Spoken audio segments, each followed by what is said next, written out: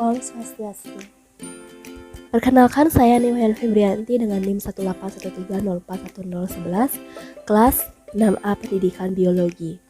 Pada video kali ini, saya akan membahas mengenai kadar hemoglobin atau Hb. Adapun tujuannya yaitu mengetahui kadar Hb dengan menggunakan kertas talkuis dan cara sahli.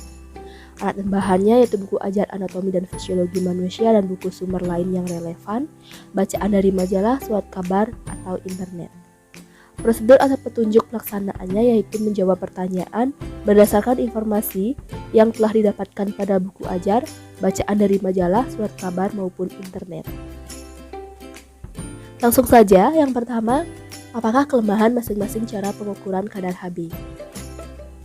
Jadi beberapa cara yang digunakan untuk pemeriksaan kadar hemoglobin darah antara lain dengan menggunakan metode talkuis dan metode sahli.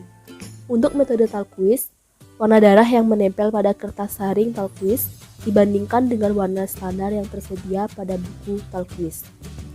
Nah, standar menunjukkan kadar Hb dalam persentase. Jadi kadar Hb 100% setara dengan 15,8 gram per dl.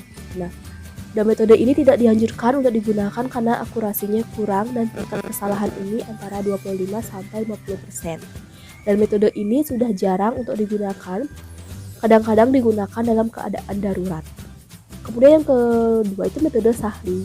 Jadi metode sahli merupakan metode estimasi kadar hemoglobin yang tidak teliti karena alat hemoglobinometer tidak dapat distandarkan dan pembandingan warna secara visual tidak teliti.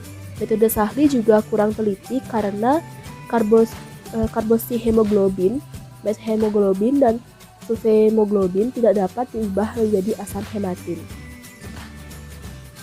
Kemudian kelemahan metode ini yaitu pembacaan secara visual kurang teliti, alat atau hemoglobinometer tidak dapat distandarkan, dan tidak semua bentuk hemoglobin dapat diubah menjadi hematin asam. Kemudian untuk yang kedua, apakah fungsi dari Hb? Nah, hemoglobin atau Hb adalah protein kaya zat besi dalam sel darah merah yang bertugas membawa oksigen ke seluruh tubuh. Nah, protein ini juga berfungsi memberi warna merah pada darah, mengambil oksigen dari paru-paru kemudian dibawa ke seluruh jaringan tubuh untuk bahan bakar, membawa karbon dioksida dari jaringan tubuh sebagai hasil metabolisme ke paru-paru untuk dibuang. Yang ketiga, apakah yang terjadi jika tubuh kekurangan Hb? Jadi kekurangan Hb atau kekurangan kadar Hb dalam darah dapat menimbulkan gejala lesu, lemah, letih, lelah, dan cepat lupa karena oksigen yang diikat oleh Hb tidak maksimal dibawa menuju seluruh sel-sel dalam tubuh seperti otak, otot, dan lain-lain. Nah, kekurangan Hb juga dapat menyebabkan terjadinya anemia akibat kekurangan zat besi yang akan menyebabkan terbentuknya eritrosit yang lebih kecil dan kandungan Hb yang rendah. Kekurangan Hb juga dapat menyebabkan kanker darah yang paling terburuk adalah meninggal. Yang keempat, faktor apakah yang umumnya merupakan penyebab kekurangan Hb? Jadi faktor-faktor penyebab kekurangan Hb yaitu kekurangan zat besi untuk pembentukan eritrosit dan Hb, kekurangan asam folat, kemudian kehilangan banyak darah akibat luka, anemia atau kekurangan eritrosit akibat berbagai faktor misalnya genetik, kemudian kelainan pada sumsum tulang, kekurangan asupan vitamin B12 dan zat besi, hipotiroidisme yaitu produksi hormon tiroid dalam jumlah sedikit, kurangnya hormon tiroid menyebabkan penurunan aktivitas sumsum tulang sehingga produksi eritrosit dan Hb pun menurun. Kanker darah dapat menyebabkan penurunan kadar Hb karena komplikasi atau kelainan pembentukan eritrosit akibat kanker tersebut. Kemudian yang kelima, faktor-faktor apakah yang mempengaruhi kadar Hb seseorang?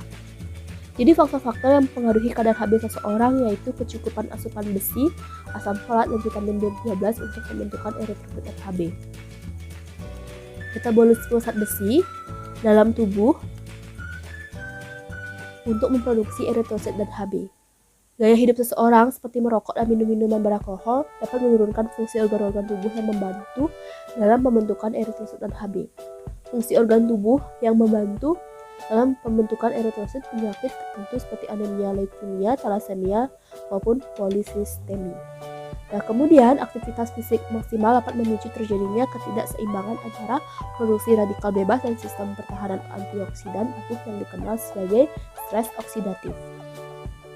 Kemudian membran sel ini sangat penting bagi fungsi reseptor dan fungsi enzim sehingga terjadinya peroksidasi lipid membran sel oleh radikal bebas yang dapat mengakibatkan hilangnya fungsi seluler secara total. Dan peroksidasi lipid membran sel memudahkan sel eritrosit mengalami hemolisis, yaitu terjadinya lisis dan membran eritrosit yang menyebabkan hemoglobin terbatas dan pada akhirnya menyebabkan kadar hemoglobin mengalami penurunan. Sekian video kali ini, semoga bermanfaat. Sampai jumpa pada video-video berikutnya. Saya ucapkan terima kasih dan saya tutup dengan pranama Santi. Om Santi Santi.